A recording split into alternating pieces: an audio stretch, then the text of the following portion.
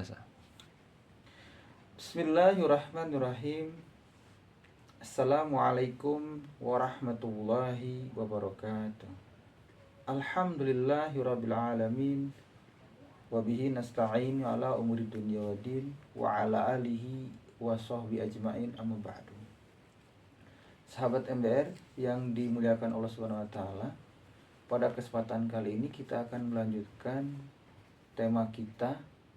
Kemarin kita membahas terkait thalabul ilmi. Salah satu yang harus kita pahami dalam thalabul ilmi adalah niat. Ini yang oleh para ulama pasti disebutkan di awal-awal kitabnya. Sebagaimana hadis yang sering disebutkan di semua kitab-kitab para ulama, hampir di semua kitabnya, innamal a'malu binniyat. Dia mengatakan binniyah atau binniyah. Wa innamal likulli imri'in ma nawa. Sebelumnya pada hadis tersebut kita akan mengkaji dulu dari Al-Qur'an, wa ma umiru illa liya'budullaha mukhlishina lahuddin. Dan tidak semata-mata diperintah semacam-macam untuk mengikhlaskan diri dalam agamanya Allah. Ini sebagai pemahaman kita secara sederhana dalam kehidupan sehari-hari. Ibnu Katsir menyatakan bahwa kalimat ini menjadi penanda bahwa amal-amal kita harus bebas dari perbuatan riya ataupun sum'ah. Jadi semata-mata yang kita kerjakan hanya untuk Allah Subhanahu wa taala. Mukhlisina lahuddin. Ini yang paling utama. Kemudian dilanjutkan dengan hadis innamal a'malu binniyat. Para ulama mengatakan bahwa hadis ini sebagai porosnya, bahwa niat itu sebagai poros dalam kehidupan kita. Bagaimana kita menggapai ridho Allah Subhanahu wa taala. Imam Nawawi menyatakan bahwa hadis ini adalah sepertiga dari pekerjaan kita. Jadi kalau kita sudah berniat, bahwasanya sepertiga pekerjaan kita sudah selesai. Tinggal bagaimana kita mengerjakannya. Tentunya mau tidak mau niat ini harus diawali dengan tekad yang kuat di awalnya, sehingga benar-benar bahwa yang kita kerjakan adalah lillahi ta'ala. Karena Sufyan Tsauri, seorang ulama, menyatakan bahwa hal yang sangat sulit aku obati dalam hatiku yaitu niatku.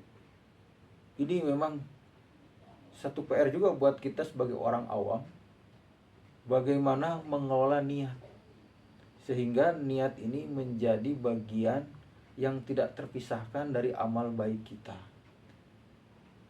Dan tentunya niat ini adalah gratis, siapapun boleh. Oleh karena itu di bulan puasa ini perbanyaklah niat yang baik. Niat apa? Niat yang ikhlas. Ikhlas yang benar-benar lillahi ta'ala. Sehingga kita keluar dari bulan Ramadan ini mendapatkan pahala yang terbaik. Bagaimana dalam ayat tadi, wa ma umiru illa liya'budullaha mukhlishina lahuddin. Terus bagaimana dalam Ramadan ini?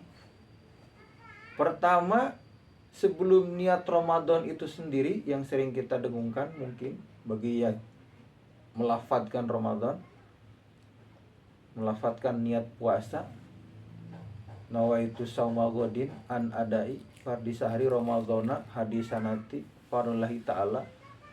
Kita memastikan dulu bahwa Ramadan ini kita benar-benar segala yang kita kerjakan ikhlas lillahi ta'ala, baik saum Ramadannya atau amal-amalan yang ada di dalamnya.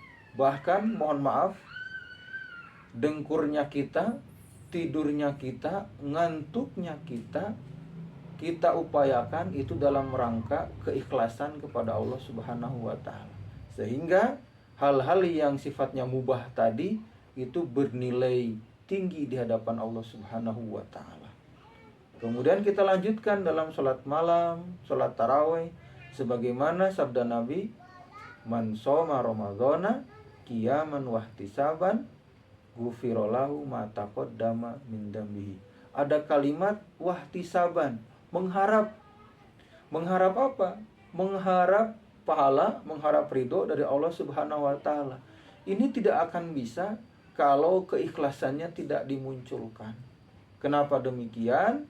Tidak mungkin Allah Subhanahu wa taala akan memberikan pahala, menerima amal ibadah kita jika itu dicampur dengan yang lain. Innallaha la yaghfiru ayyushraka bihi wa yaghfiru ma dzuna dzalik. Jadi Allah Subhanahu wa taala tidak akan mengampuni dan tidak akan menerima amal ibadah yang menyekutukannya, dan Allah mengampuni yang selainnya. Terakhir, ibarat kita dalam ikut perlombaan, kita mau tidak mau untuk memenangkan lomba harus mengikuti aturan panitia. Itu umum dan mutlak, dan kita pahami secara logika. Kalau kita ingin menang, maka kita harus mengikuti rule atau aturan-aturan atau prosedur yang telah diberikan oleh panitia atau penyelenggara. Termasuk di bulan Ramadan ini kita sedang berlomba untuk menjadi pribadi yang bertakwa, dan mudah-mudahan kita semua diberikan rezeki untuk mendapatkan Lailatul Qadar. Secara otomatis kita harus mengikuti aturan-aturan yang oleh Allah Subhanahu wa taala lewat Al-Qur'an atau lewat hadis melalui baginda Nabi yang telah diberikan prosedurnya bagaimana kita mendapatkan pribadi yang bertakwa.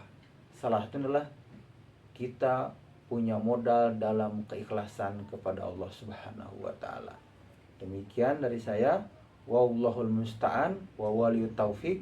Assalamualaikum warahmatullahi wabarakatuh.